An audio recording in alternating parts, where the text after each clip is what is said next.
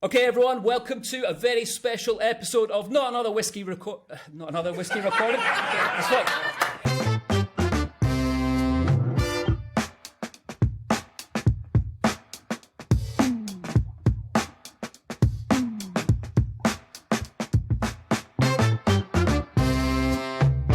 Welcome to a very special episode of Not Another Whiskey Podcast, live from the Speyside Whiskey Festival. So we are live. We're live here from the Craigellachie Lodge in front of a live audience, as you can hear. Another cheer, guys. Another cheer. Nice. So kind of cool for us because normally when we record a show, we do it in these dingy little rooms, and it's good to be out in the wild in front of people. Now, before I introduce my amazing guests on the show, who are about to go into a whiskey battle, like some kind of, I suppose, whiskey gladiators you guys are going to be, I need to address the elephant in the room, and the fact that my partner on the show, the man, the myth, not so much the legend, Nicholas Palaki, didn't make it, unfortunately. Yeah, total loss to us all. You know, he knows none of his charming wit, his big hair, or big shiny teeth aren't here. But, you know, it's not a bad thing. It's all going to be good. Unfortunately, he did have some work issues to deal with. He had some family commitments that he had to do. So he had to cancel the trip over from New Jersey. Fear not, however, because I have vowed to drink his drams for him. So it's a tough one, but I managed to do it. Right, so without further ado, let's get into today's episode. I think when I came up with the idea of this show, I thought, you know, it'd be amazing to get some whiskey ambassadors who have incredible talent, diamond banter. They can light a room alight with just one sentence. Unfortunately, they were all busy. So, saw that one coming, right? Yeah. No, I'm kidding, guys. Absolutely honoured to have all four of you here this evening. You know, I'm very fortunate enough to know some amazing ambassadors who I also consider friends. Oh, that's nice. It's not the other way around. Are we having a moment? Sorry, let me say that. So we are friends. Right, that's as nice as it's going to get from me, okay? You know how I roll. All right, so let's not forget the reason we're here tonight, guys. Every penny from ticket sales goes straight to Murray Food Plus. So this is a charity that's very much based in Speyside. It looks after families that are in need. So thank you all for coming along this evening. Everything with regards to the ticket sales, like I say, will go 100% to this charity. After this, we will have put just over £1,000, I think it will be, to the charity. And a huge thank you to you guys as well, and to Scott and Jody for allowing us to take over the Craigellachie Lodge for this evening. I think one of the things I'm going to do as well is I will put the charity link on the show notes, so if anyone listening wants to check it out, they'll be able to do so. All right, so let's have a look at this stunning panel of whiskey ambassadors that we have here. I'm going to do a quick introduction to them. So ladies and gentlemen, prepare to welcome a true global whiskey ambassador. I think you're practically on first name terms with the Friendly Skies, airport lounges, you know, distilleries all around the world, you name it. Sandwiches, So your official title is Brand Development and Advocacy Ambassador, right? Say that after. Say that. Oh, director. I'm sorry, Gordon. Fucking hell. Congratulations. How hard is that to say after a couple of drams? I don't. I actually just go. I just sort of do whiskey stuff. Representing Tamdu this evening. Give it up for Gordon Dundas.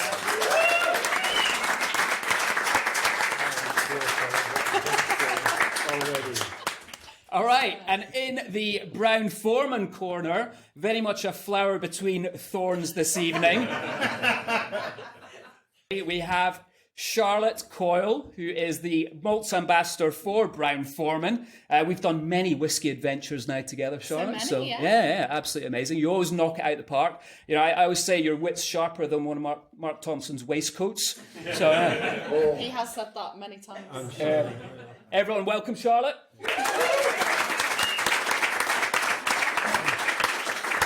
All right, now let's turn our attention to the hairiest member of our panel this evening. You are winning that game. Legend has it that this guy coined the term hipster before it was even cool. He's so hipster, when a doctor of hipster graduated from hipster university, laid eyes on him, he felt a little bit of envy. Yeah. You remember that moment? Huh? No. He's a globe-trotting superstar representing Glenfiddich. Ladies and gentlemen, please put your hands together for the skyscraper of whiskey wisdom, the titan of tall tales, Mr. Struan Grant Ralph. He's just going to go and me. And that's it. I'm not. All right, I think that's everyone, right? Now, last and definitely least, we come to how do we put this? A whiskey freak of nature, I put here. Not only can this man discuss whiskey with a passion that rivals a raging Highland bonfire, but he can also sprint across Scotland without spilling a single drop from his dramming cup. Tonight he's here to champion the remarkable independent bottles created by Duncan Taylor. Ladies and gentlemen, brace yourselves for your final whiskey gladiator, the one and only, thankfully, Mr. Mark Thompson.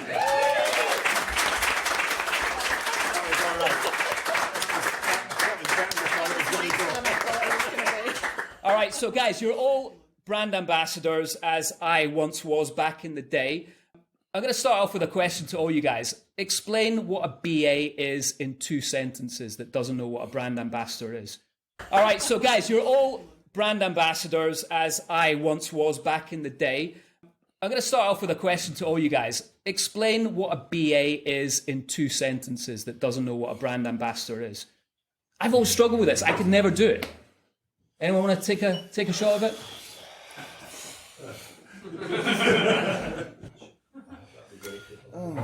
You know, there's a podcast, right? We don't really like that. Fucking hell. This is quite a boring, serious answer, but I think it's what I would term a brand ambassador is someone who builds experiences for consumers and bartenders and people who like whiskey, sometimes people who don't like whiskey. Mm-hmm. That's all 1 sentence is commas. And the link between consumers and the big bad marketing people. Can I add to that? We basically get people pushed and get them to buy it. But no, I mean, there's a lot of that. But, you know, it's about engaging people in your brand. It's about doing the things that, you know, telling them the stories, storytelling, all that type of stuff that is not available on buying a bottle of whiskey. It's the things that go behind all of that. Educators and actually bringing something that's inanimate, a subject or a product, to life in a way that people can resonate or accept or understand. Mm-hmm. At its best, right? But it's changed. Yeah. Social media's changed it, digital's changed it, travel has changed it. So yeah, it used to be brilliant. Genuinely, the first time I met you, we flew across the Gulf Islands on the west coast of Canada. You don't remember that? I do remember that.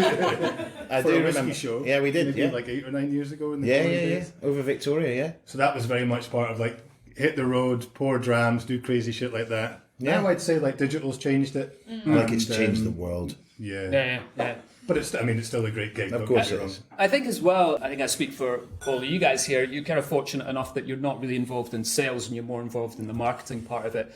And what I see within Whiskey Ambassadors now, a lot of them are getting pulled into the sales side of things as well as the marketing, which I don't know if I agree with that or not. I don't know how you guys feel about it. Personally, I'd hate to be an ambassador that has to then, go, this is an amazing dram, and by the way, can I put you down for a case of it? You know, it just kind of takes away. We'll be doing that later in the car park, by the way. My boot will be open. So. Yeah, we've got credit card machine with you. No, I mean, I think if you want to sell a product like the products we have in front of it, it's more than just it's everything that came to make that whiskey in the bottle, and that is a story in itself. There's no other product like this. You go into a supermarket or a shop in most places, there's no drinks product like this. There's nothing like it. And that's why, if you're a salesperson, you should have the most in-depth personal knowledge of whiskey you can to sell better, because you will. You can have all the sales technique in the world in the whiskey industry, but if you can't actually understand the product, you're not going to sell, because it's a different type of industry.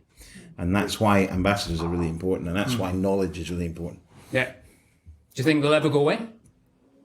I think there's a limitation to where brands are prepared. Certainly in my career, I've seen a change not in the type of ambassador that's out there, but the individuals that manage them. And coming in from FMCG products and thinking of a commodity and just a number and not understanding the history, the heritage, the passion, connection, the human element to this. And that can sometimes stifle ambassadors into becoming salespeople rather than being creatives. We always said, and I've worked with Struan and yourself a decade, we've always said that there is a very separate need for individuals such as ourselves who are able to step back from the sales part and just be passionate and enthusiastic and build a network. I mean, everybody in this room, I think we've all got connections to just about every single person in this room for many, many years and many different reasons. I just met you tonight for the first time. Tony from Holland sent you across. I'm having words with him later. So there's a great example of two people turning up last minute and just going, Tony from Holland sent us, and we're like, cool, we're going to get you in. Now that isn't, that's the personal, natural side of this where we want you to be here. If it was a sales pitch, then potentially that would be, no, sorry, we're full. The tickets are sold. We don't care.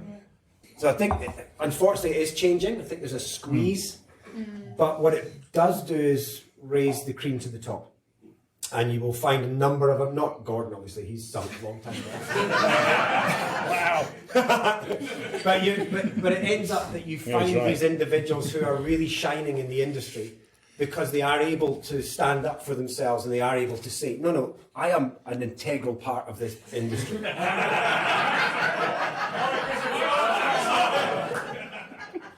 I'll stop talking.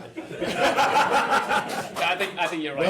Well said. I think for me the difference between a brand ambassadorship and advocacy is such a unique job where I think if you're a salesperson or you work in marketing and you sell, kind of fast-moving consumer goods, it's very, very easy to see it as an inanimate object and an inanimate product. Whereas we live and breathe, I think I speak for all of us when I say not just our own brands, but we know everything that there is to know about, or I'd like to think so. I know a lot about a significant amount of other brands where the difference with sales teams and marketing teams is they, I think, would struggle to replicate that because this becomes part of your personality in a way that selling products and how do we get this advert on the tube, that does not become a part of your personality in the same way that being an ambassador does, I think. Yeah, and the crazy thing is the better you get or the bigger your role, you move away from the storytelling aspect and the tasting aspect and you end up managing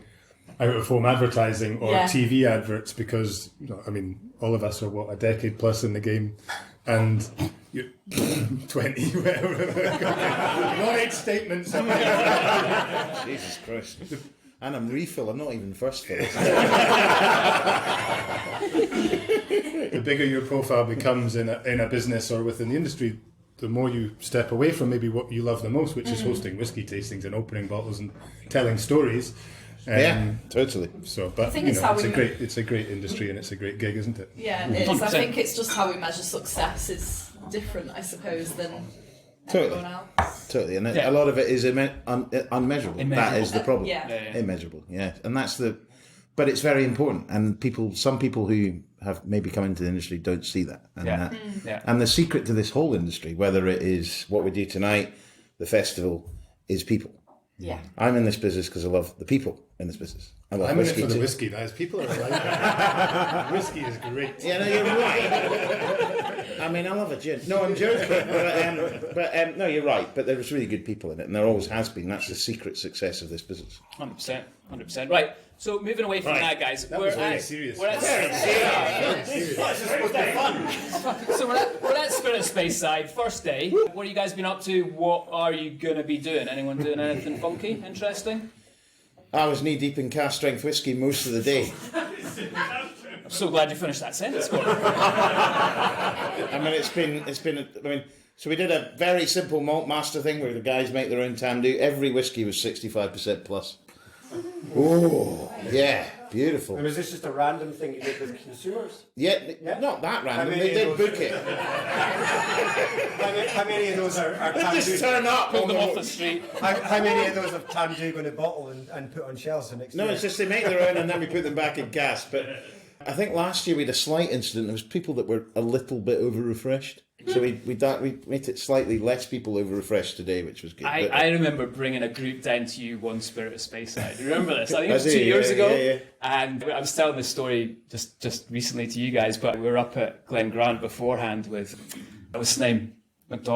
Malcolm. Yeah. And Malcolm very much overserved everyone. And I remember, it must have been about 20 of us, and you were going to pour some Tandu afterwards. We all got off like at the Tandu station, and everyone's like, "Hey!" Lord, it was Gordon's like, he just turned around and went, "I'm not going to say that much, Mitch. I'm just going to pour the drams out and let them enjoy It's like The it." Walking Dead. It's like, oh, I'm just going to put the single cask away, 12-year-old. Struan, what about you? You up to anything cool? Yeah, we're doing archive tastings at the distillery all the way through till Sunday, Monday. I know a few of you have already been to visit them. I'm doing, actually, I think I may have inherited this from you, which is the water source tour, and I might have inherited it from you as well. A lot of water source tours going on. Is there a lot of water source tours? But yeah. That's the one that you're on as well. Do you not know this? We're doing it I together. can say one. You guys might need to text each other. Larkfire, right? Oh, right, yeah, no. Very nice water, by the way. For Larkfire. Yes, we are. Yes. I did hear about that yesterday on a WhatsApp. Warehouse tastings, all that good stuff. Yeah. Nice. Yeah. Charlotte, what about yourself? What are we doing? We're doing tours with our global brand ambassador, Stuart Buchanan. He's at the distillery all week. We are hosting a dinner at Darwin's tomorrow. What day is it today? Thursday. All day. Saturday. 2 days' time. It's kind of like that time between Christmas and New Year, isn't it? It's like I never know what day it is. Yeah. I don't know. Is it just me? No. Thank you so much. I never know what day it is. So we're doing that on Saturday, and then on Sunday we are sponsoring the Our Whiskey Foundation house party. So you'll be able to get some really good Benriach drinks. we have the DJ in the house right now. DJ Joe. Ah, nice. So there's loads of Benriach up there doing some break-even drams, I think, as well, and then should be Nice. a good week. What about you, Mr. Thompson? What are your plans? Well, it's Duncan Taylor's on the periphery of Speyside. It's right on the edge, so we're kind of interloping. But Ian Logan, who works with me, last night did Drams in the Dark, and he's doing that again tonight, which is a food pairing. It's actually up for Spirit of Speyside Best New Event. Where do you do that? In a cupboard? It's in a cupboard. It's in a cupboard. Mate, you should actually steal that idea as well. That'd be good for you. I think you did say something I can't see your face. I did think it's blindfolding people. Oh, right. And then, Kinky. I've done one of these tastings in the dark where you're given, as the host, night vision. You do not want to see what people are doing in the dark, by the way. Hands above the table, everybody. But normally I'd be very, very involved with the festival. And I'm almost here as a tourist. Which is quite nice. So I've, for years of working with Glenfiddich and Struan in this similar situation, so much going on, but you're very much brand driven, and this has been a real rarity. Kind of seeing other people's events and coming to things like this. I was in the Highlander today and speaking to people, and I'm going to Tom and Towel tomorrow to do an event with them, just because I want to get back into different distilleries. Yeah, that's Working fun. for an independent, you're all of a sudden having to learn about. Multiple distilleries. It's just really weird. Jesus. Take that Glenfiddich hat off, mate. Yeah. Great. So, you guys enjoying the highballs? We're going all right? Kind of good. Yeah, they went down. Yeah, really Thanks nice. very much. Yes. Delicious. Yeah, thanks, Scott. Where's ours? Really light. I think it's How quite. touch the sides? I mean, it's quite an appropriate drink because it's so hot today. Yeah. It would be lovely, yeah. It would be. Would it be nice? Sounds delicious. Right, Gordon, I want to come over to you. Uh-huh. We're going to be chatting all things Tandu this evening, obviously. But Yep. Rosebank's looking pretty sexy. When did we get a little look in there? It's very sexy, I have to say. And to be honest, somebody who obviously resonates sexual sort of tension.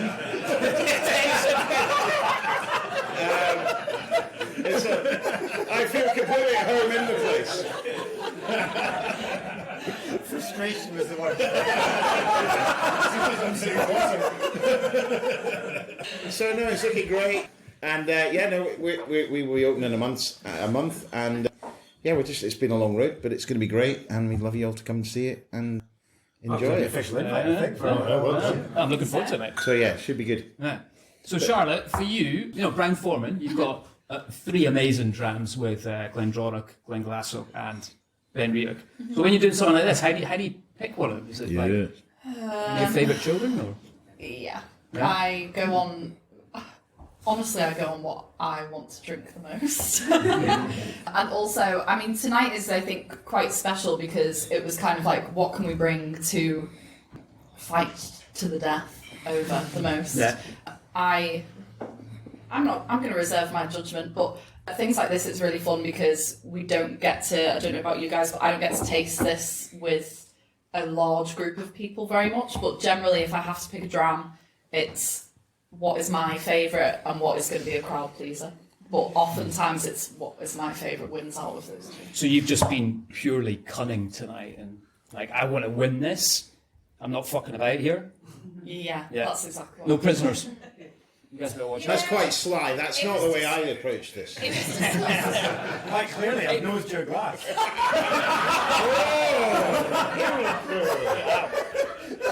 It was so interesting, right? Because He said glass.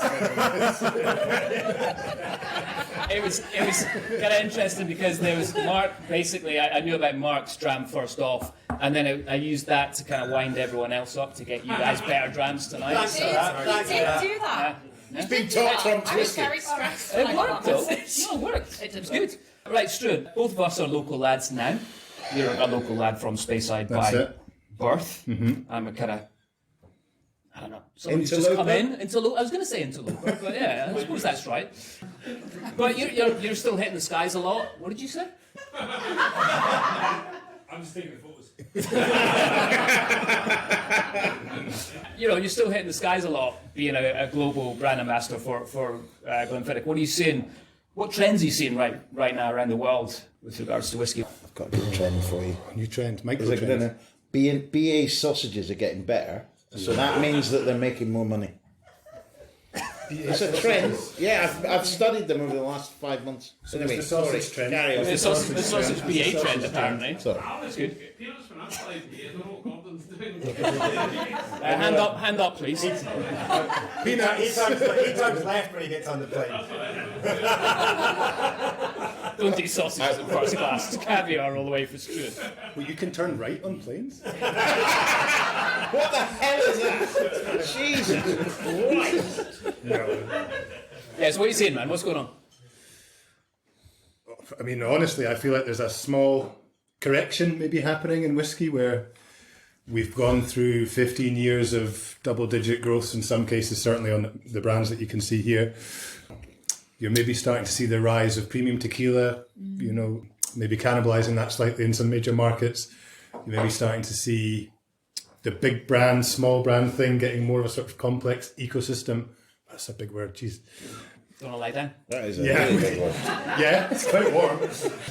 But I mean, I think to be in the whiskey and to be a whiskey enthusiast, it's still an amazing array of things out there. Maybe no better time in terms of what's coming from Scotland, what's coming from world whiskey.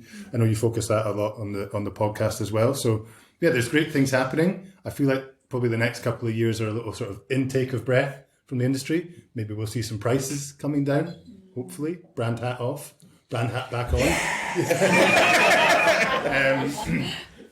And Oh, you haven't got a celebration one? No, I've got. We can use that one. oh yeah, prices down. Yeah.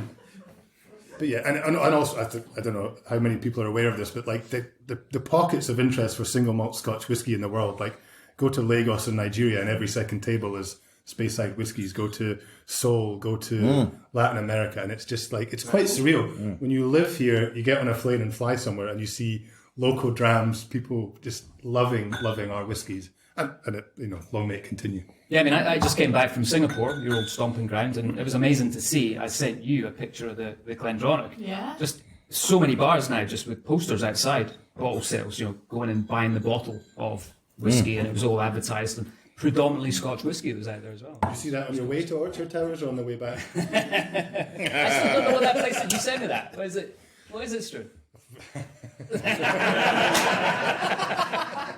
I'm in Singapore next week. So, Mr. Thompson, great to have you here, man. Right. I think when the announcement came out that you're moving to Duncan Taylor, it shocked a few people. When I say a few, I mean your two dogs.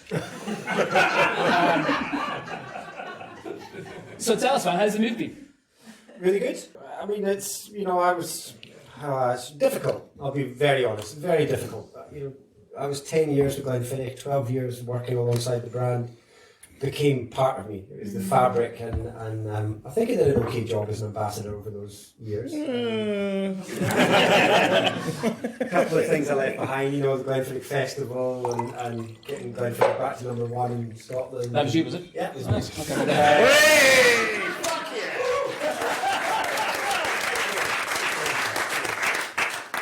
Tara Conway doesn't listen to your podcast anyway, so that's fine. And so it was a big change, but I needed to move on. It was a fabulous company. It's a very small company coming from something which was global into something which is really regional, tiny little company. But it's good. You can come in with you kind of have to temper the enthusiasm slightly because, it's a small growth brand. And the biggest shock for me was walking through the warehouses and seeing, and I'll admit this, and I admitted this to them as well, walking through the warehouses and having to look at cask ends and Google them because I'd never heard of them. Wow. Yeah. And that kind of inventory I don't think it really exists, unless you're working for Gordon MacPhail. But the inventory in those warehouses were literally, and they'd employed me as the person that, knew a bit about whiskey. And I literally was like, Glenlivet. what the Two L's or one.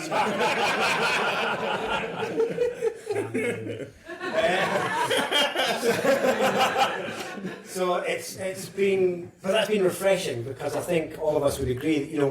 The word expert, whiskey expert, is bandied around so often.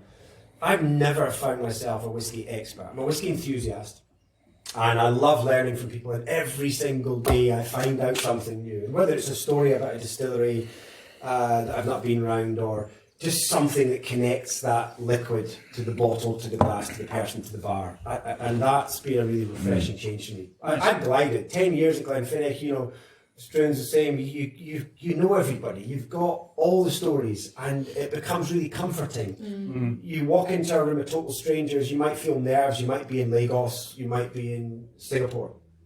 But you know that inherently you have those tools to just deliver because you've been doing it for years. I'm suddenly in a position now where I'm like, shit, I have to actually work. And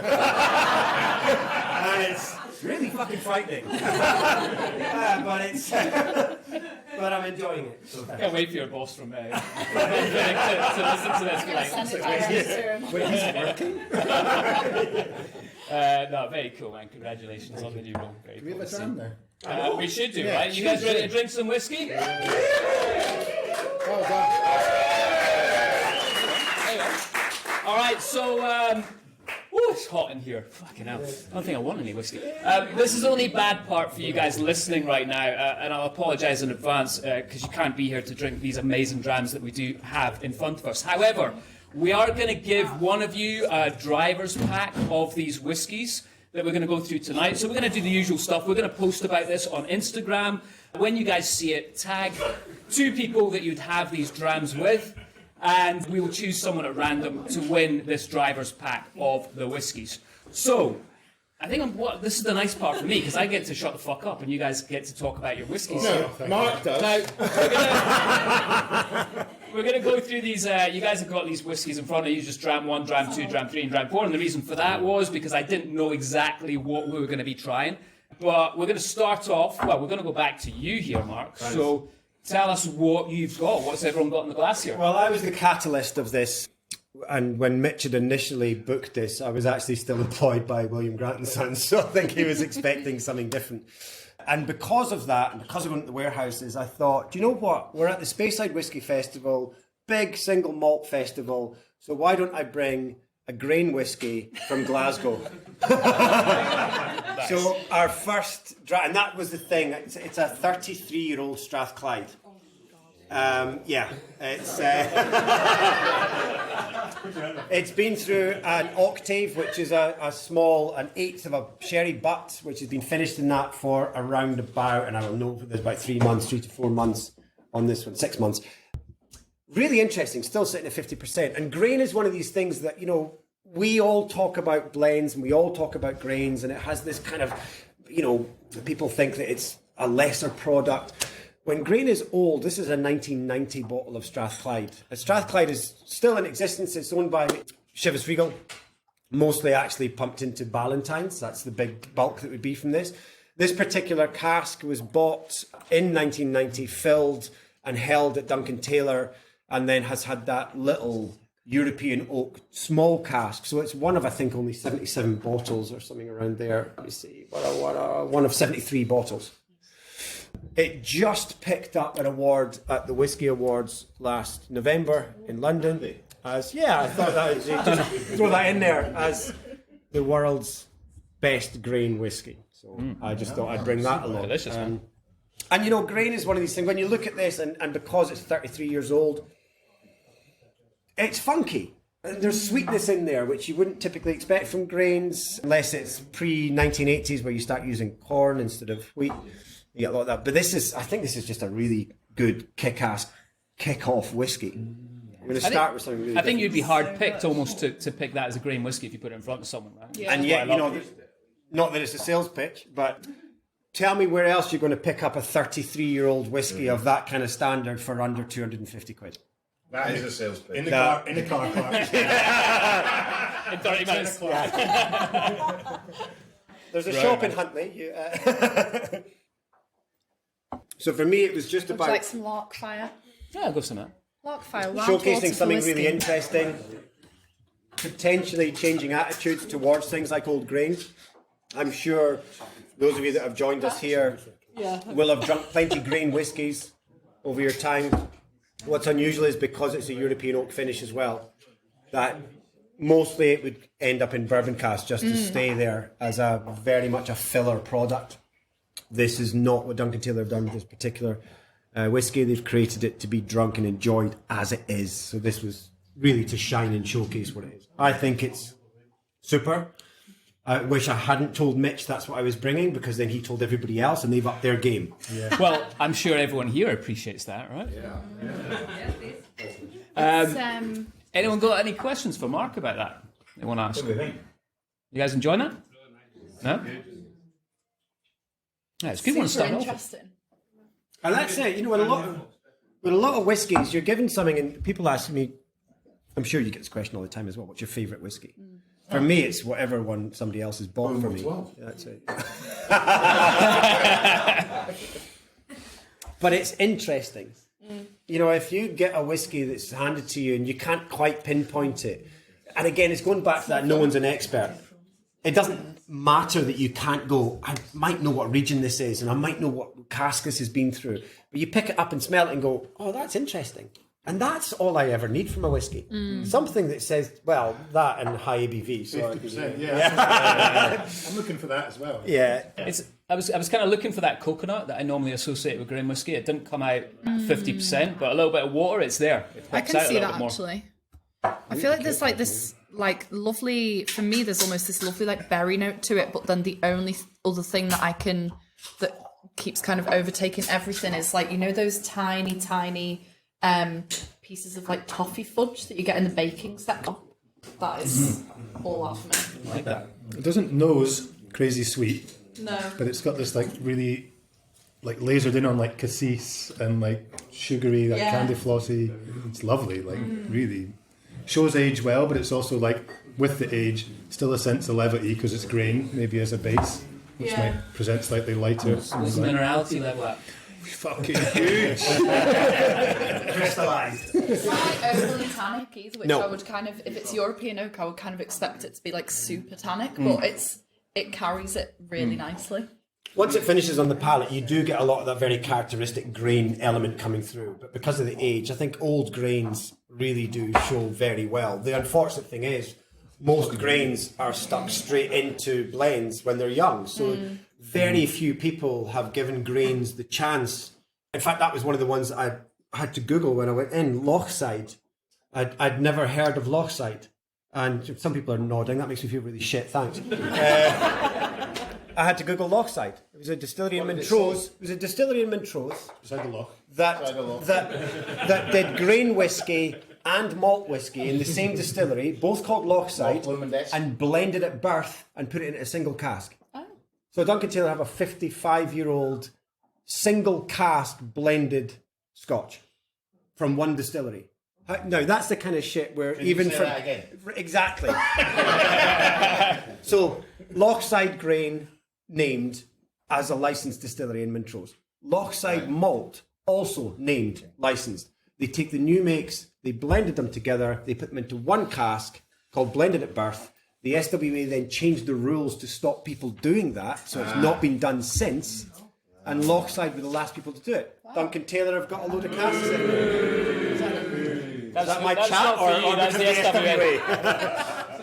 So that kind of stuff, when you start to look at grains at 55 years old that are also blended with malts at 55 years old, that's a whole new category. Yeah. And I was just not aware of that. You've been all over Google, haven't you? Yeah. I think that was Bing. That sounded like Bing. Yeah. That was detailed.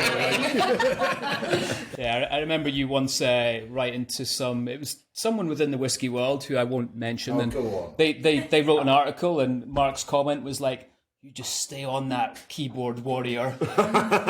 You've turned into one yourself now, haven't you? Yeah, I'm a bit like that. I've added a drop All of right. water to that. Love it. Yeah. I wasn't too much of a fan, if I'm honest. I thought it was a bit full on. But with a drop of water, it's absolutely mellowed out for me. It's gorgeous. Needs a bit of Larkfire. Larkfire, very good water. In a can. Larkfire, wild water whiskey. We haven't sponsored the all right, so do you guys want to do the next dram? Yeah. You guys want to do the next dram? There you go. Right, Charlotte, It's me. you're gonna do some bottle reading here, right? I am going to do some bottle reading. Huh? It's good, isn't it? Okay, so just to tell you a bit of a story about this whiskey. This is Glenglasser. I actually got this bottle about 2 years ago from the distillery. I went to do a tasting up there on I'm very lucky I get to kind of go up to all three distilleries and they bring out all of the dusty stuff from a cupboard and then I go, Well, like Mark. wow, it's, Mark's always up there. And then I generally kind of go, oh, this is so delicious, and then hope that there is a spare bottle for me to take home. That paid off in this instance.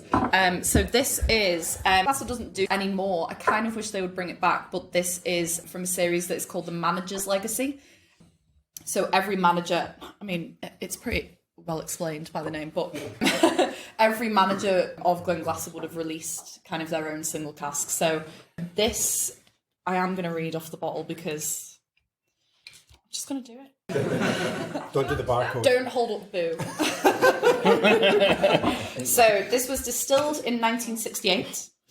Oh. Right. So is Mitch. Bottles in 2010. It's a refill, but it is bottle number 226 of 300. Hand bottled at the distillery, which doesn't happen so much anymore. Now we have a bottling plant, so that's pretty special itself.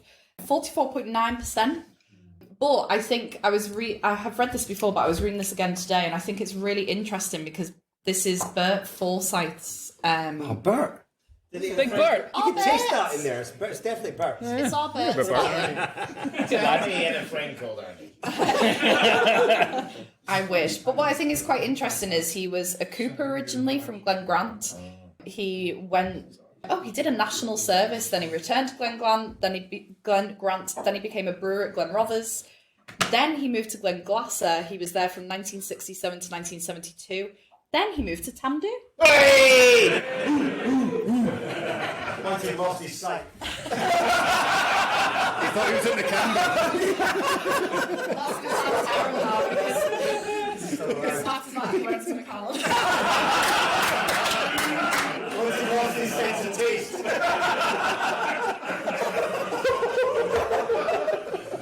He's been around a bit.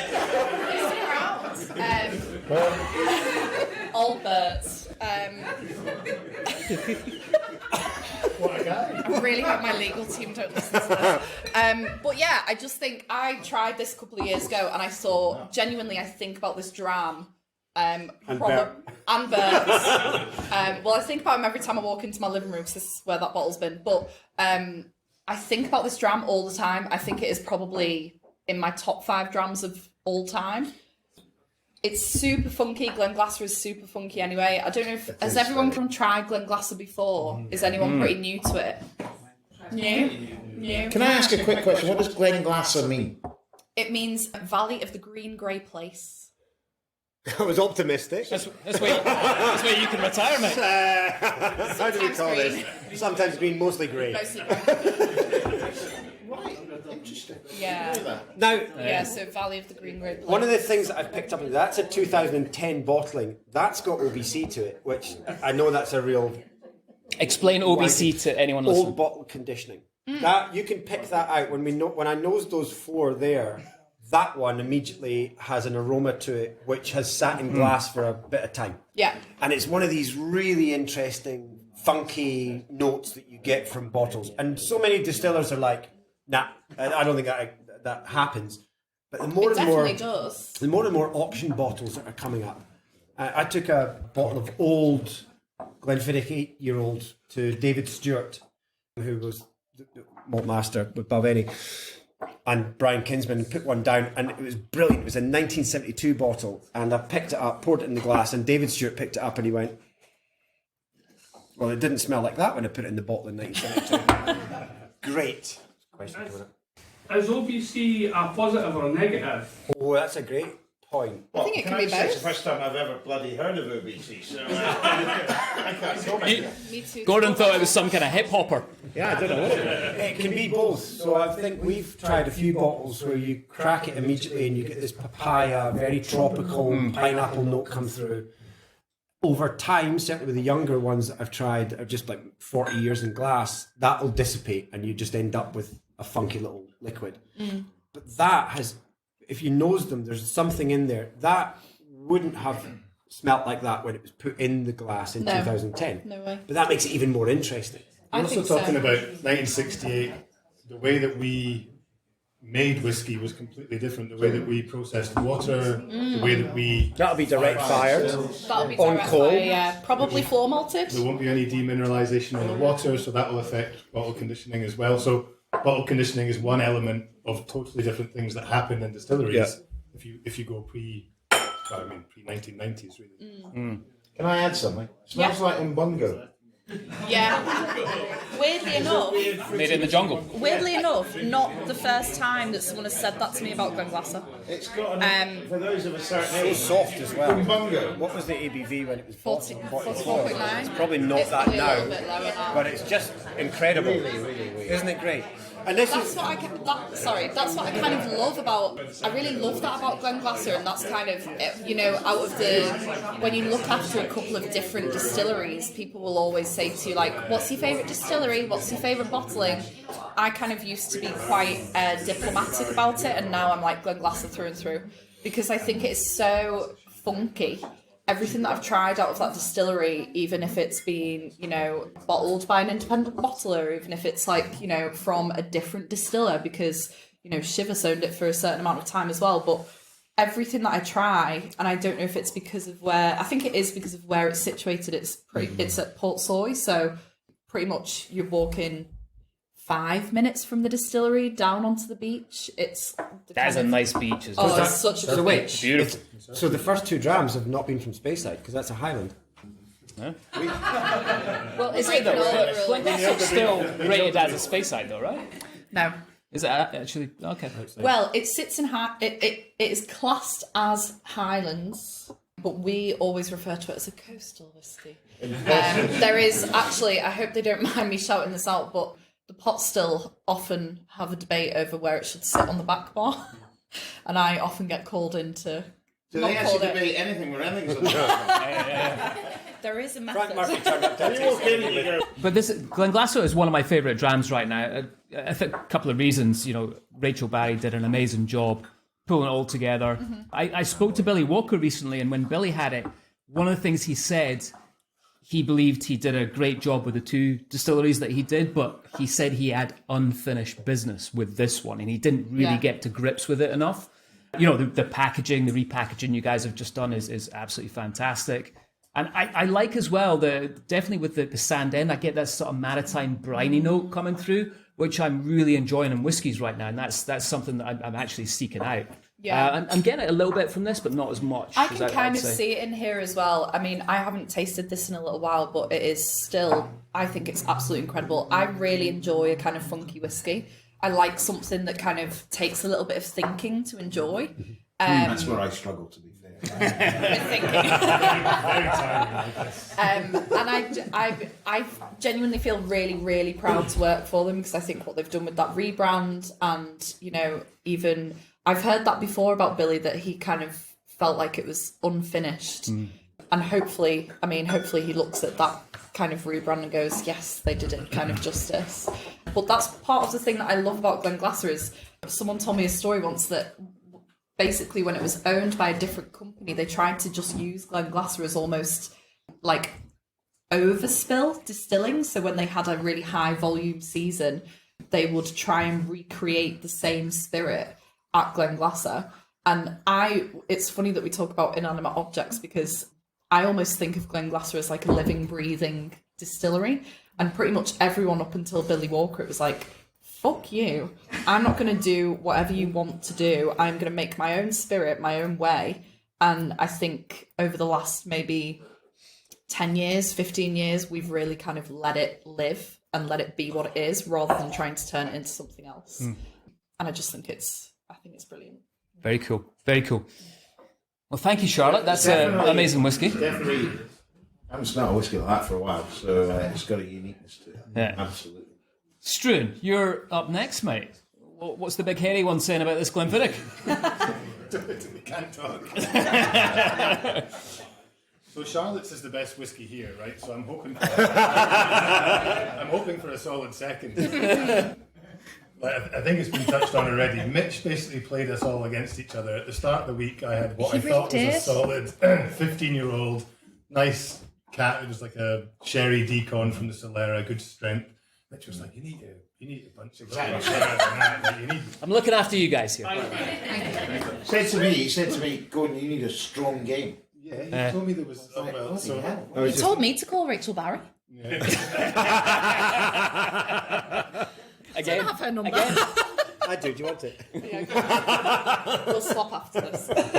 So, there's a small startup distillery called Glenfiddich. I don't know if anyone's heard of it. Watch this space. I think it's going to be great. But we're finding our feet. Maybe 15 more years. 15 years. And there's young up-and-coming master distiller blender called Brian Kinsman. So I think he's, again, watch this space. This guy's going to go far. Right? He was a piper, though, right? He was a piper. So it's a real change of business for him. Yeah. Give him time. So Mitch obviously on Monday had said to me, listen, you need to up your game from what you've got. So I thought, I'm going to have to call in a favour. And so I thought, I'm going to time this with Brian Kinsman. So he was in the distillery on Tuesday and we were doing some filming.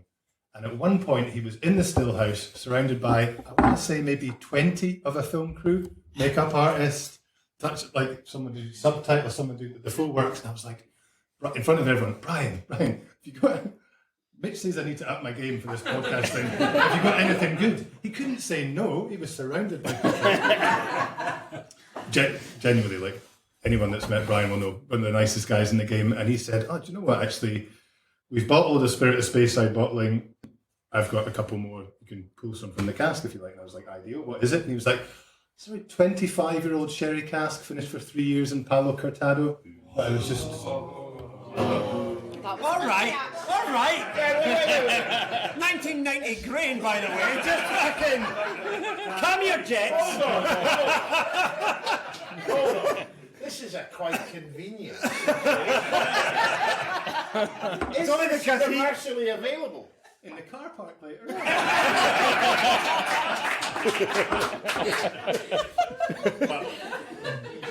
Bert had nothing to do with this one. It's not when I only drink Bert's whiskey now.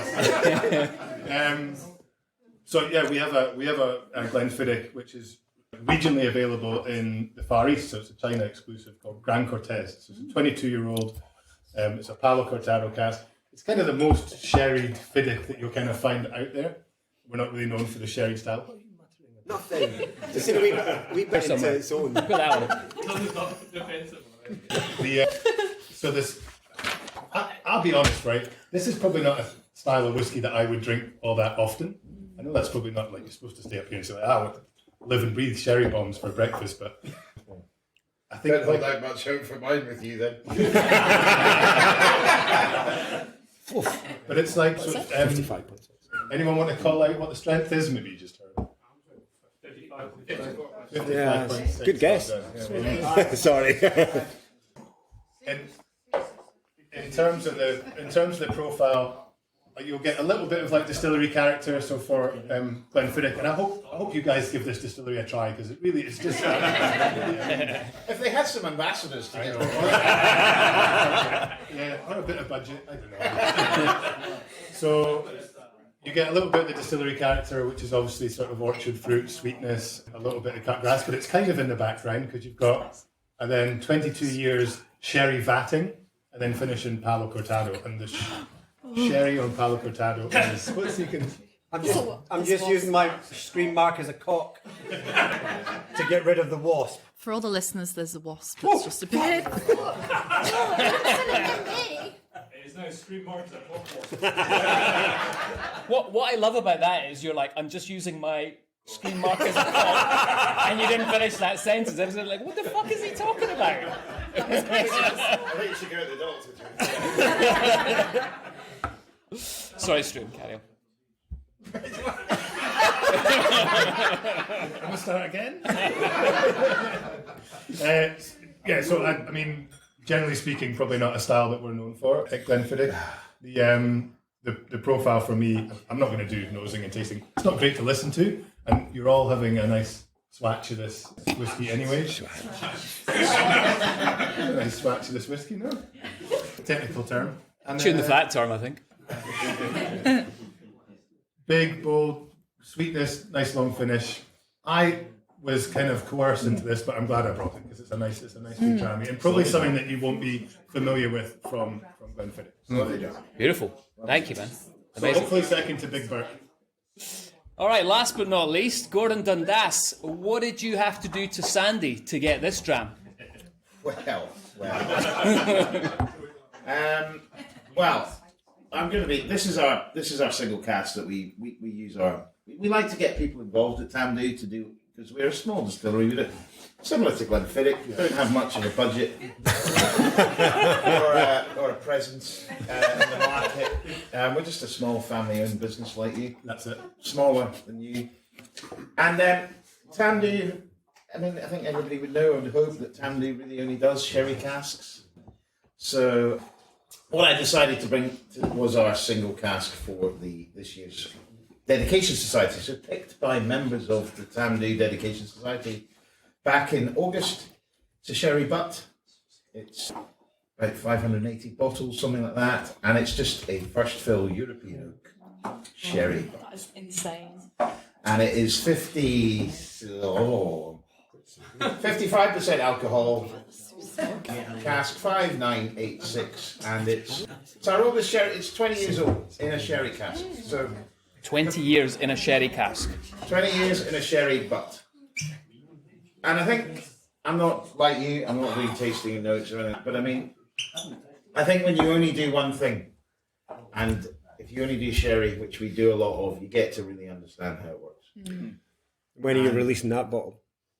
All right, single grain that.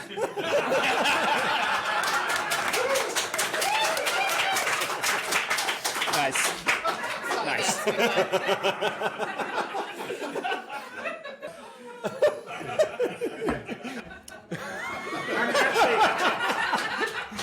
This is actually from a distillery that we own.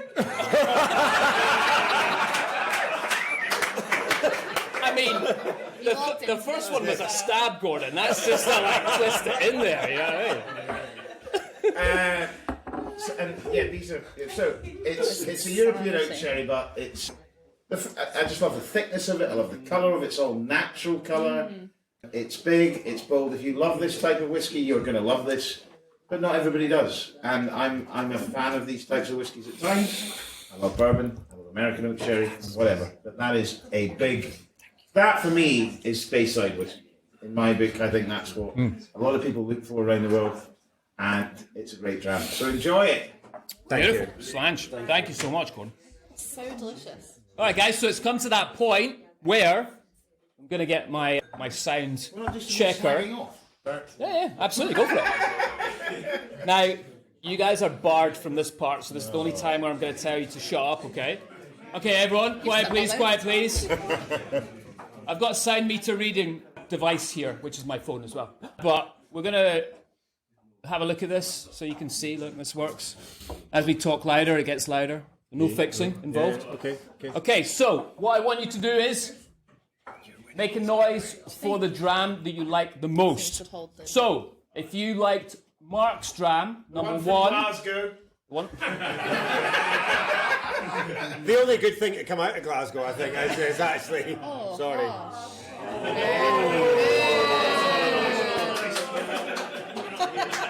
Now you're right, that was harsh, but also fucking true. And suddenly Mark Thompson is barred from Glasgow when this goes out. Again. Okay. Mark, where are you from? Dundee. That's why Glaswegians still fear me. Okay, so everyone quiet. Okay, Mark's dram, go!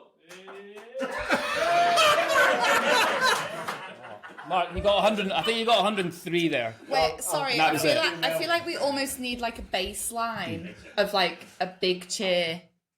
Do you not think? Okay. Because I'm like, are people just shy? Well, that definitely wasn't it. Do we need just like?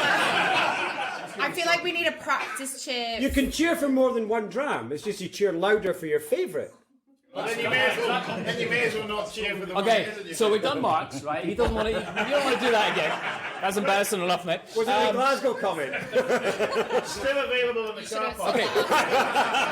So everyone, quiet. If Charlotte was your favourite dram, go.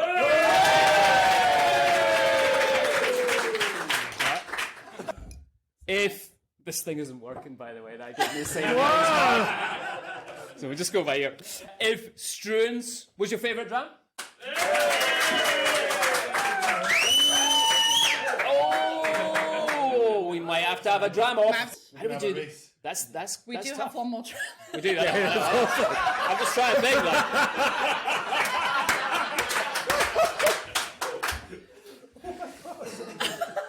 Give us a shout for Gordon.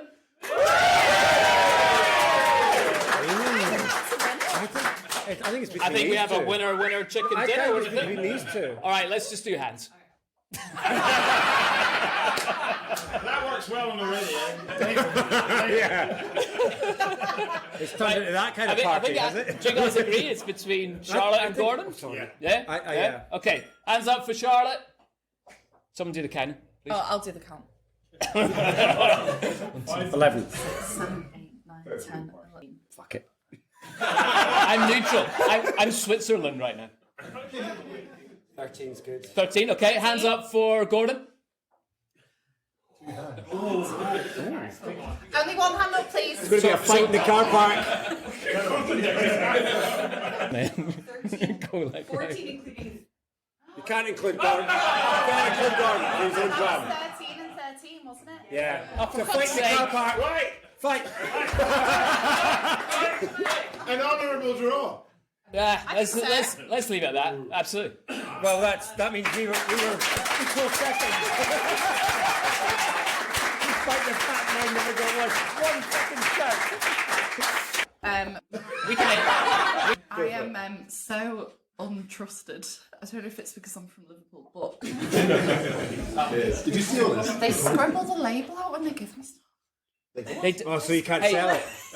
Charlotte, if it makes you feel better, they did that to Struan, myself, Did and they? Mark as well. Okay, that makes me feel better. Especially So if strewn. you come over and try and get like a lovely aesthetical picture of the bottles, I apologise because someone has scribbled all over that with a biro. Tasting stop. Anyway, it's also, the fact they've written Charlotte don't sell this on it. I am blind to that. Ever talk about this on a podcast?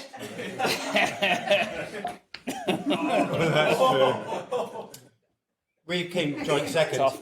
Drunk second, there you go. Absolutely. Joint second is fine, I think. It's respectable. So, guys, does anyone, before we wrap up, anyone have any questions they want to ask? I've got a few. Right? We've got a few, generally. We've got a few people in the whiskey industry in here. A few people, we've got two in here, obviously from Holland. How are you, sir? Relaxed. Funny that. Funny that. Oh, that's why you didn't put your hand up for the grain. I can see now. You're too relaxed to lift your hand. You lowlanders. I think that was very unfair, you know. Question: how come your bottle is so empty? Because I drank some of it. And he's It's not going to work very well for the 5CL pack for the winner. It's the drive pack. No one wanted it anyway, so. It's because it's from Glasgow. You don't No, have I a don't know question. why. I went down a wee cul-de-sac there. There's no way out. Can we get a taxi for Gordon, please? This is not a dig at me, but people who are maybe new to the industry, if people are looking at being a brand ambassador, is there anything you'd recommend or say you should Don't do maybe it. look at and do if you're interested? Go and work in B&Q instead. Thank you. Respect that. Yeah, I think it's an interesting one, right? Because I think all of us have kind of mentored people that have gone on to be ambassadors. We have, yeah. Exactly. I mentored most people. Mitch was my mentor. I'm working in B&Q in Glasgow. No one works in Dundee. I think right now we're at an interesting point in that there's this aspect of people, they want to just get there straight away and they want to do it straight away. And they think they see other people doing it and they're like, oh, I can do that, I can go out and do it. And it's like, no, actually, you need to put the graft in a little bit to go and become an ambassador, do things like you're doing, get the experience within a distillery, you know, and get that behind you, whether that means working in a bar, talking about whiskies, getting something consumer facing. Yeah. I always said that, you know, you can always teach knowledge, but you can't teach personality. Still got no fucking idea how he got a job. But yeah, I mean, that's it. It's like it's about being a people person, right? We've chatted about this at the start of the show. Tell you a story. When I worked at Morrison Bowmore, there was a woman who said to me who worked at, this was up in Springburn, lovely part of Glasgow. Hey, not anymore. He's now barred. His face on the fucking door. He'd be welcome there. And this woman said, I don't know how you do it. I don't know how you travel around the world. You're not ever home. You're not. Is this your wife? Can I just say, in response to your turn ago, I didn't have a wife. Thank you very much. Oh, sorry. Tinder, Gordon didn't.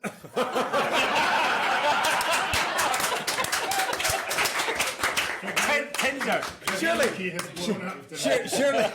at your age it's more Cinder, not Tinder.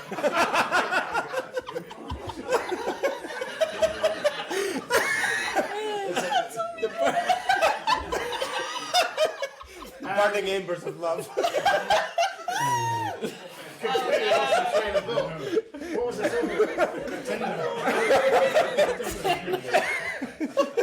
Remember, the good thing is if you are an ambassador, you can get a really good headshot done, which does help with Tinder. That does always help. Can I add my 2 pence into this? Sure. You're a lovely man, but no. But what I think is really, really important, and I think that people don't talk about enough when you're trying to become a brand ambassador, is A, don't get a job in sales. Because you'll never, no offence if there's any sales people in here, but sales is a great role, but you will never get out of sales. You will stay in sales. And most people that I know who have gone, this is a branch into advocacy. It's not. That's something to consider. B, I think who you know is actually worth more than what you know. And it's that idea of the more people that can go, oh, I know them. They're like such a great person. Like that is worth, I think, more than being able to go, I've got 3 years in the industry and a WSET. Like you Job. that resonated. Like being able to, you know, like be a kind person, be a nice person, be knowledgeable in whatever way that you can, and have a good network of people. I genuinely have never in my life really I've had to put CVs in stuff, but I have actually never got a job or applied for a job without someone that I know recommending me. And I've been in this industry since I was 18, and I'm 4 years. Botox is working, guys. I've been in this industry for 12 years, which That's not very much. Do you know? it's not very much. Do you know the thing? It's though, not very long at all. I think. Sorry to cut across. I think one of the things. Okay. When it comes to the modern whiskey face, it's had such a boom over the last 10 years. And a lot of the ambassadors, like yourself, Struan, everyone around this table, Mitch, sometimes.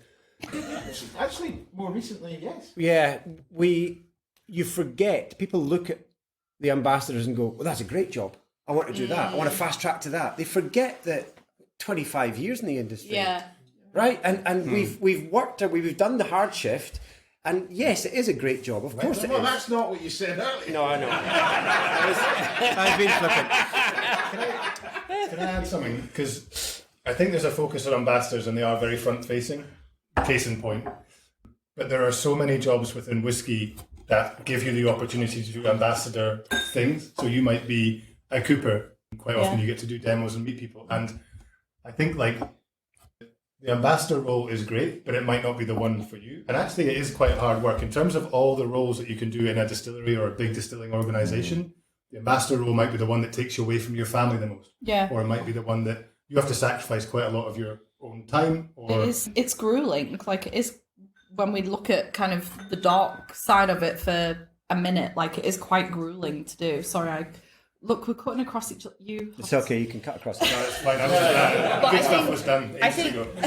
I think the other thing is like there are so many jobs within whiskey companies, there are so many jobs within spirits companies that you actually don't see.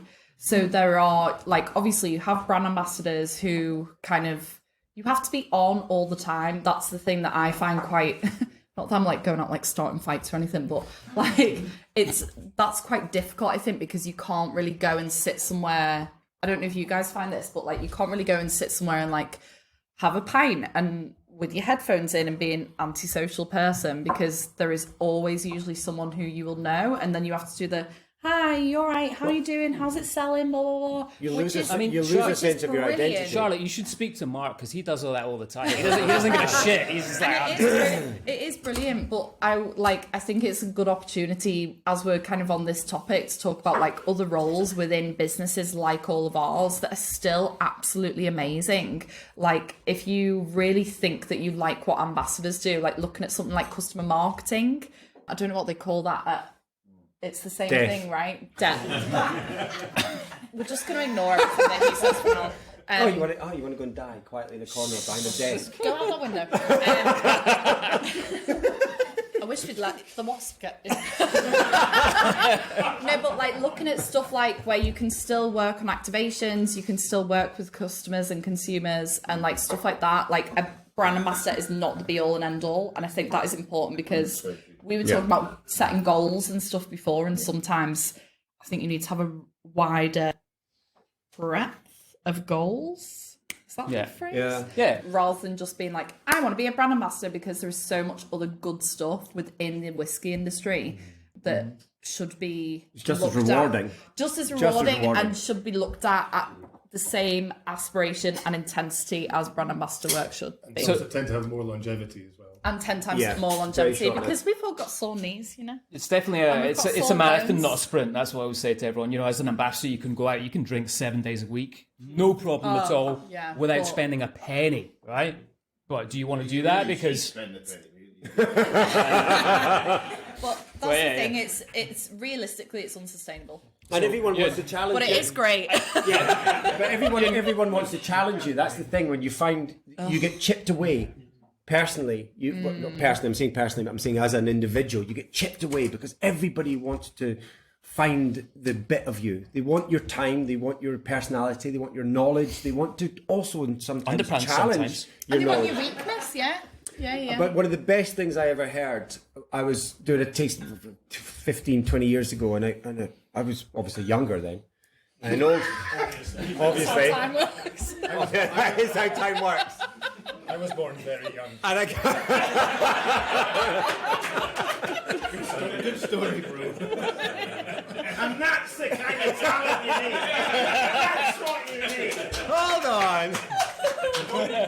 I was doing a tasting a long time ago, and it was an older guy came up at the tasting, and he was clearly affronted by the fact that a younger individual was telling him about whiskey that he'd drunk all his life. You must find this all the time as a female in the industry. It's horrid situation. And because I look what did you say? No older than 22 before? You said that? And this guy at the end of it, it was a nice little tasting. It was good. It was fun. My girlfriend was with me, and the guy sat down, and the first thing he said was, "How many distilleries have you been round?" That was his first comment. And I said, at that time, there was only 124 single malt distilleries in Scotland. And I said, I've been round maybe 30. I've been round every one. Every single one of them I've been in, as a badge of honour. And I thought, I feel quite belittled here, because this is... And my girlfriend turned round to him and said, one of the best put-down lines I've ever heard in my life. She went, I've probably pissed in every public toilet in Scotland, but it doesn't make me a fucking plumber. Man.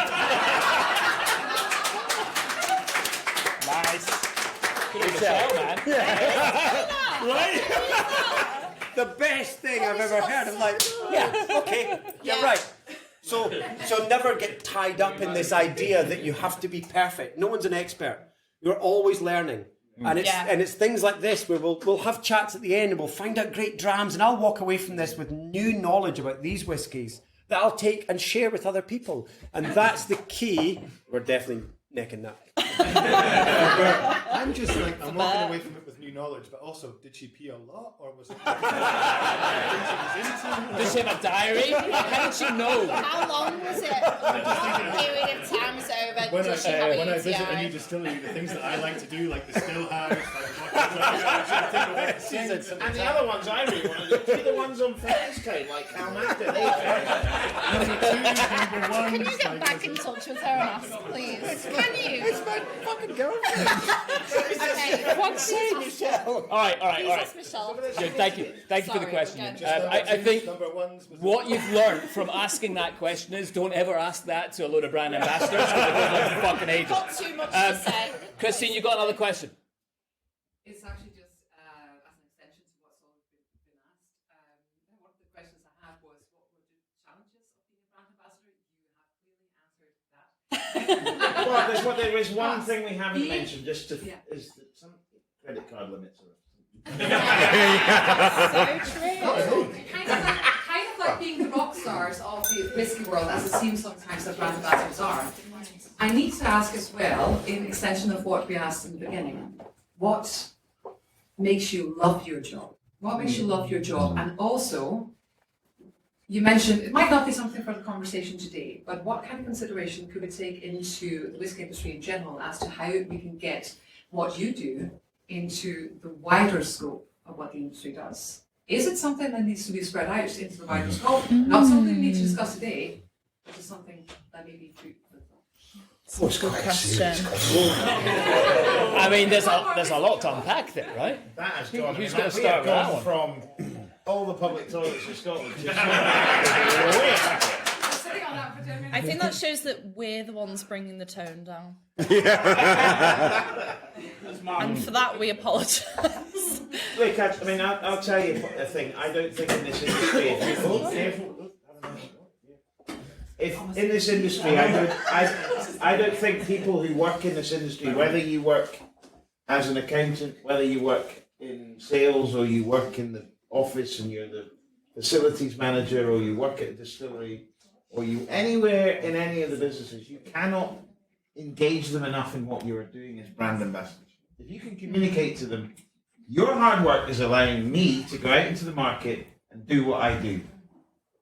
To put that whiskey in that bottle, we all work as a team, at Ian McLeod, as we all do at different companies. It's not, we're the ones that are fronting it. We don't do sales technically, but actually we sort of do, because what we do has an influence on that. But the internal piece, the internal advocacy, the internal training, the internal communication can never be too much of what you're doing from our perspective. That's my view. And that then means when they go out and have a drink with their friends, they can talk about your brand in a very simple way, and they're being an advocate. That's what they're doing. They're not. I work for McLeod. What do they do? Whiskey. Oh, we've got Tam. It's all sherry casks. It's really lovely. You should try it. Even simple things like that, and it's just that's why it's so important. Everything, front facing, in the back facing, whatever, in the company, in your distributors around the world. It's crucial. Crucial. Well said. And you've always got to get across a point that our whiskey's better than his whiskey. I'm joking. I am absolutely. But I mean, that's one of the things I love, right? For me, about the whiskey industry is that you don't get that ever. You never get that. It's you know, we do whiskey. We've all done whiskey shows together. Yeah. And then at the end of it, we go drink each other's whiskies. Yeah. We drink beers, by the way. Yeah. Tequila. What I think is so funny is there is this kind of I've forgotten what the word is, but there is this kind of camaraderie. There's a camaraderie, but there is also this idea with people who are maybe outside of the whiskey industry or outside of the ambassador industry, which I think is kind of a separate industry, that we all hate each other and we all hate each other's brands, when realistically I'm going over to, I mean, don't bleep it if, who cares? I'm going over to like loads of different, I'm going over to Dalmore, I'm going over to Letchik, I'm going over to Tobermory and Boona and trying to get free bottles at the end of a whiskey show because I enjoy it that much. And I think that really, Christine, is what I love about this industry is that, and I mean, like we were kind of touched on before, I've been in the bar industry and hospitality industry and whiskey industry for 12, nearly 13 years. But when I first joined the whiskey industry, I was really scared because I was the only woman in my company, in my entire advocacy team at the time. I was the only woman who worked for Scotch Whisky in Brown-Forman apart from the brand team. I was like, there is obviously a lot of people to help me, but I don't really know anyone who can kind of, and I don't know if it is kind of a unique thing to being a woman, but like, hopefully like everyone has been able to, when you've broken into this industry, you've had that moment where you go, shit, what the fuck am I doing? Oh yeah, no, I had that yesterday. Yeah. But it's that thing of, like, my favourite thing about this, it's, for me, it's not even an industry, it's like a community, and like what I think is so brilliant about it is how many people are ready to go for a pint and how many people are ready to talk about what people say to you, and you know, it is roasting hot.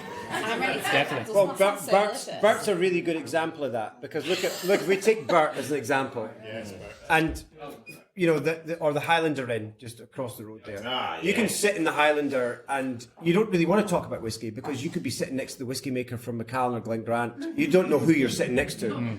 And there was someone said to me years ago, the whiskey industry is like the oil industry. At the drill heads, they're all pals, because oil rigs fail and they borrow shit from each other all the time.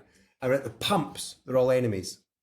And that was a really good analogy to me, because it was, as soon as you start bringing marketing in and stretching that apart, so you can have someone like Bert working across 20 distilleries here, making that, and every place Bert's worked, he's wanted to take the best of his ability there, like us. It's only when it starts to stretch to the supermarket shelf and the consumer and the pricing wars that it starts to become a little bit cutthroat. But you will find that most of the people that have worked for us have got, you know, I say us, I don't work for you guys anymore. No, you don't. Freudian slip. You can't work in a town where the whiskey industry supports the majority of the industry and the community around here. You cannot work here and have an attitude going, ours is better than yours. No, we're all in this together. No, exactly. We're all in this together. We've had fun tonight ripping the shit out of Gordon. But I think you were fucking second.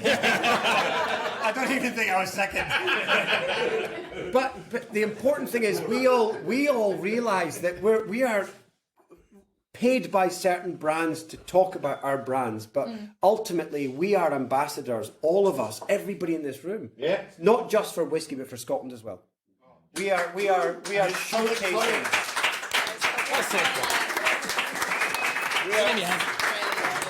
We are showcasing a tiny part of an island in the world which doesn't really matter, and we've got a product that people fall in love with. And we've got people here from all over the world. And that makes us quite special. Not just us, I'm not saying us, I'm saying everybody here. Because we walk away and we talk passionately and authentically about these whiskies. And they're not that this is better than that. It's that, you know, tonight I'm enjoying this grain whiskey. And from Duncan Taylor. But you know, when I started in the industry, it was a lot easier because brands had a set portfolio. And you could line up Glenfiddich. And when I started, Glenfiddich only had 12, 15, 18, 21. And that was it. It was really easy. Highland Park only had a certain range. And if you put them in front of me, I could pick them out in a blind tasting, no worries. Now, not a chance. You put a whiskey in front of me, it's from an independent bottler, or it's a funny little cask finish, or it's from a new distillery, and I am lost. And I'm happy to admit that. I'm happy to step aside and go, hey, you know what? That's interesting. And it's flavoursome. Tell me about it. Because I have no idea what that is in my glass, and don't test me on it. And the more of us that get this, I love this groundswell we have with whiskey where we are ambassadors that adore our products. We adore everything that happens in this industry.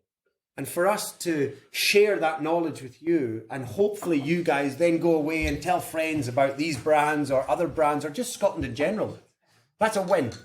Agree. That's a win. That's what we do this job for. Mark Thompson, everyone. Yeah.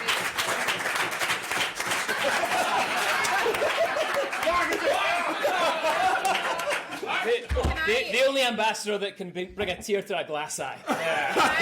Can I also just give you, just going back to your question before about being a brand ambassador? No, this is one really quick thing.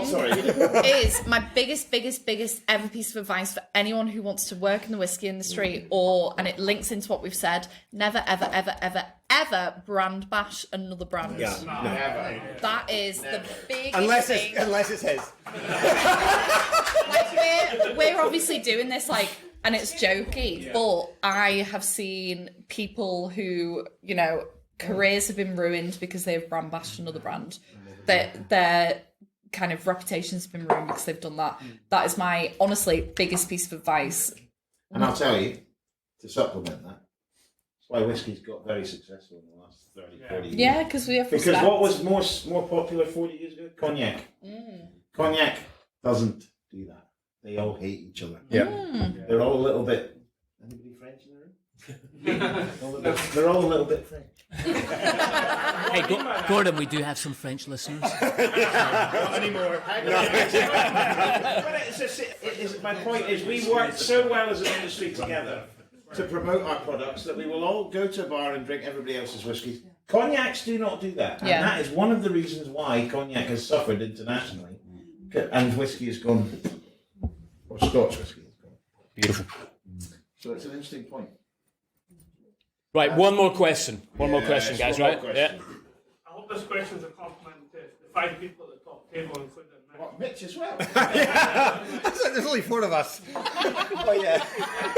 Sorry, Kenny. You are all brand ambassadors, but you are also the face of your companies. Could you pinpoint when and how you went from ambassadors to being the main ambassadors of your company? I'm a new make ambassador, so I'd like to know when I couldn't sit at the table and do what you used to do. So You could though. You could do. yeah, but I could. Like, what I'm saying is, there's a point that you got to that. Could you pinpoint when that was and how it came about?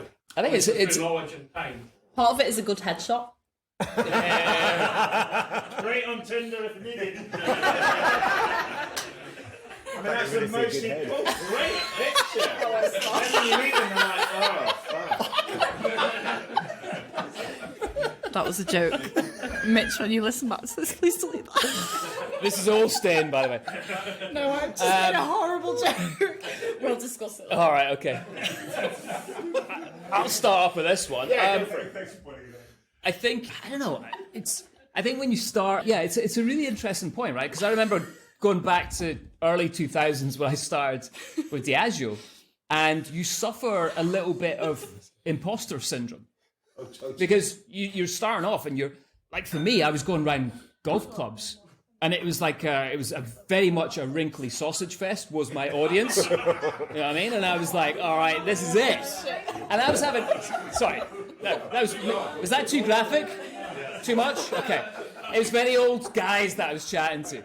And, you know, I was having like, oh, you know, Sonny, I was drinking whiskey way before you were born. I was getting all that coming up. And when you start off, it is very, very hard to get to that point. But then you start to gather the experiences. You start to chat to people who make whiskey all the time. You get friends with them. And that's the great thing about the industry is you learn from these guys, and they're so willing to give up that knowledge. I always say one of my mentors within the industry was Charlie McLean.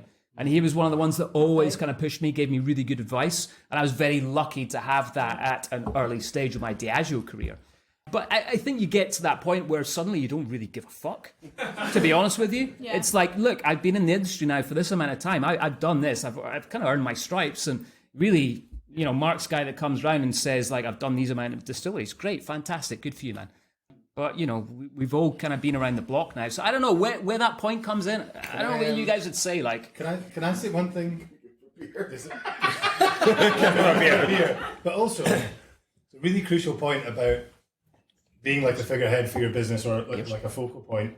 Don't ever try to be that. The whiskey should be the star. The whiskey should be the star. And actually, there's a point where you realise I am only there to sort of convey a message of whiskey. And actually, there's a point where you shut the fuck up and just let people enjoy whiskies. I'm not talking about now because we should go for a beer, but I'm talking about like actually the work that you do is completely supplementary to actually great coopering and great stillman and great mashman, and all you're there to do is to convey their stories. So actually trying not to be the star is the absolute key. So that's a good answer.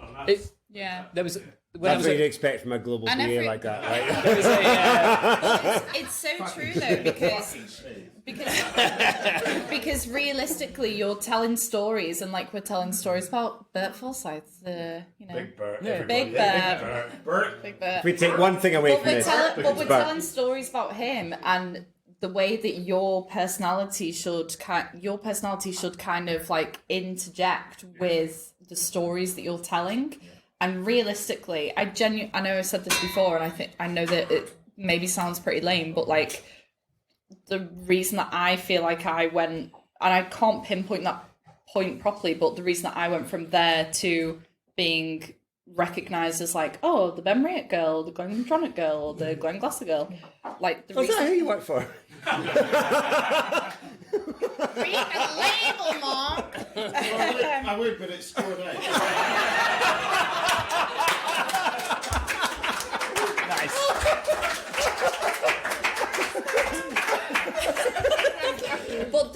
But I genuinely think that the reason that happens for a lot of us, because we spend a lot of time with the people who drink our brands, we spend a lot of time talking to those people and talking to each other and seeing other people's brands. And also I genuinely think, like, it sounds lame, but a massive, massive part of it is being kind to everyone and being really receptive. And even if someone is, like...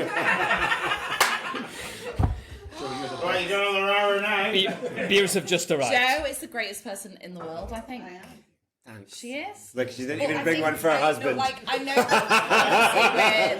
obviously we're all taking the piss out of each other, and that's fine, and it's very funny. Hopefully, listeners, give us 5-star reviews. But I just think I think that's how you go from there to there. But also, what Struan said, it's not about you; it's about the product. Like, if you're the question of how does my product get from here to here is very different from how do I get from here to here. And I would invite you to go away and say, what am I trying to become that person, or do I want this spirit to get to this point? And if you don't want that spirit to get to that point, I would say find another job. Well, here's an interesting question back to the room then. A question from maybe the panel as we're talking about that. We can go away in a little silo knowing that we're okay at what we do. and we are fairly knowledgeable. We have beer now, so we're happy as well. Yeah. But nothing that we do doesn't really matter unless you guys actually walk away going, that was fun, or we're happy, or we were entertained, or we got our money's worth. That makes the difference. For me, I imposter syndrome is one of the most major things I struggle with. I've got massive anxiety. I don't like public speaking. I have to put a persona on to do it. I struggle, and no, it's a serious thing. I really struggle to stand up, and I give so much of myself to the room that I've finished tastings and gone in a small corner and cried. No, I'm deadly serious. Because I'm so depleted of giving up what I actually want you guys to feel. Because I'm so passionate about this. That's really interesting because I've never done that. And no, but I'm not saying I'm not saying it like that. What I'm saying is I've cried during Mark's tasting.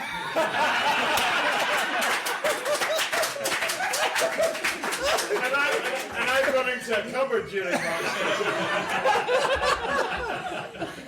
But it's really I've never heard that. You have such you've got that ambassador. And I cannot. Oh no, it's yeah. And that's from somebody that I've known you for however long it is. I don't have a problem with that. So my problem is, This is I've got quite a lot. It's turned into battle of ambassadors to fucking cancelling of the ambassadors. I mean, I have no problem speaking in public if it's a work environment. You asked me to be a best man at a wedding. Oh, really? Like go to pieces. But that's hard though. That's really, a hard really thing to do. because it's your mates. Well, maybe that's just the whole environment we built around it. The pressure that's put on this because you're representing something, you want it to be right. And people have paid to be there. Exactly. Most of So the time. going back to it, hands up. Have we had an okay evening? Have we? Do we feel it was value for money? Do we feel? Are we leaving happy?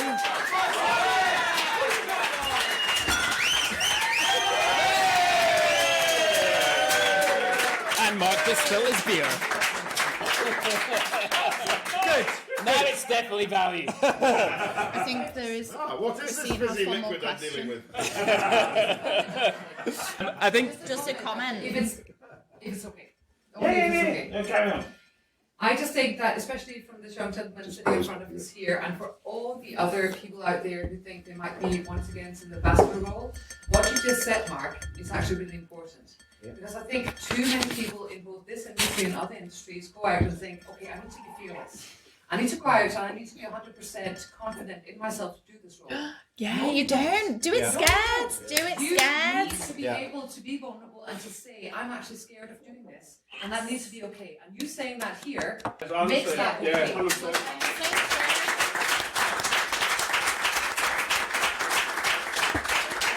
I'm only trying to make up for the grain coming last.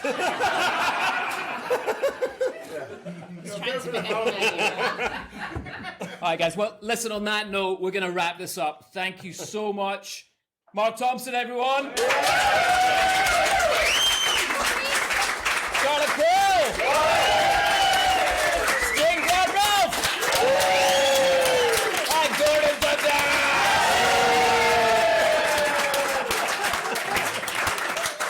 Everyone listening, thank you so much for tuning in. Sorry you couldn't be here. It's been a great episode of Not Another Whiskey Podcast. And thanks again to Scott and Jodie from the Craig Elkie Lodge for allowing